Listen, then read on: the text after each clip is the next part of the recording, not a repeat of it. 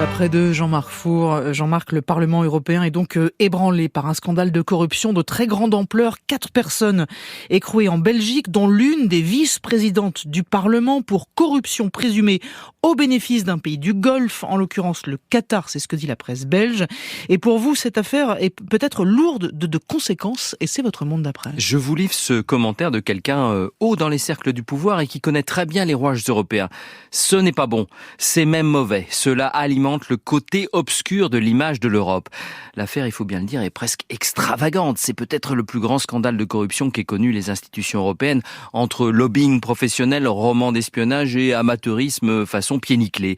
Imaginez des sacs remplis de billets, près de 600 000 € en liquide, découverts au domicile des principaux suspects, donc l'une des vice-présidentes, vous le disiez, du Parlement européen, la socialiste grecque Eva Kaili, et l'ancien eurodéputé italien Pier Antonio Panzeri.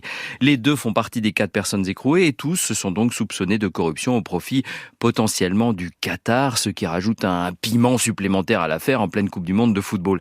Si les faits étaient avérés, ils jetteraient un éclairage troublant sur plusieurs comportements récents d'Eva Kaili. Ces dernières semaines, l'élu grec a vanté à la tribune du Parlement le bilan du Qatar sur les droits sociaux. Dans l'enceinte, son intervention en a surpris plus d'un. Et avec d'autres députés, elle a voté contre une résolution dénonçant les violations des droits de l'homme liées à l'organisation de la Coupe du Monde. Le Qatar dément toute implication, mais tout cela laisse un goût vraiment désagréable dans la bouche. Et en plus, on est au cœur de ce qui fonde l'Union européenne, Jean-Marc, les valeurs. C'est ça tout le problème. Ça tombe mal en plein débat sur l'état de droit, confie le même haut responsable dont je vous parlais. Ça donne des arguments en fait à tous ceux qui dénoncent la tendance de l'Union européenne à faire la morale aux autres sur les questions de corruption et de démocratie. C'est vrai bien sûr des régimes autoritaires, la Chine, la Russie. C'est vrai aussi à l'intérieur de l'Union européenne où les débats sur le respect de l'état de droit sont complexes, où récemment encore avec l'Italie après l'arrivée au pouvoir des néofascistes de Fratelli d'Italia, avec la Pologne où le manque d'indépendance de la justice fait l'objet de vives critiques à Bruxelles, et surtout avec la Hongrie de Viktor Orban. D'ailleurs, le Premier ministre hongrois boit du petit lait. Dans un tweet ironique tout à l'heure, il s'est moqué du Parlement européen sur le thème et ils disent qu'ils sont préoccupés par la corruption chez nous. Sous-entendu, c'est une plaisanterie, l'hôpital qui se moque de la charité.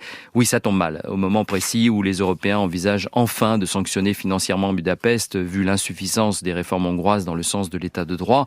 Plus de 7 milliards d'euros pourraient être bloqués, mais pour cela, il faut au moins une majorité qualifiée au sommet des chefs d'État prévu ce jeudi.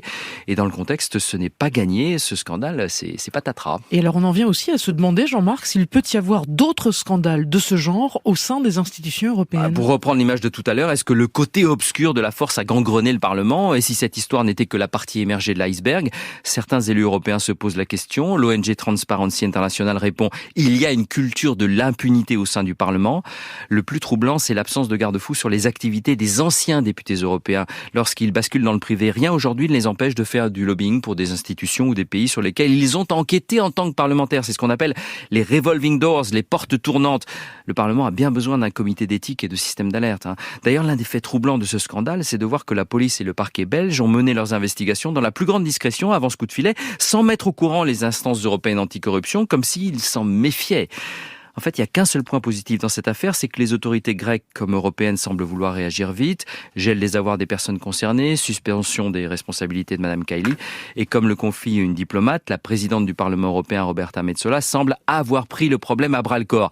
C'est bien le moins, parce que quasiment partout dans le monde, s'il y a bien un sujet qui provoque le dégagisme, c'est la corruption.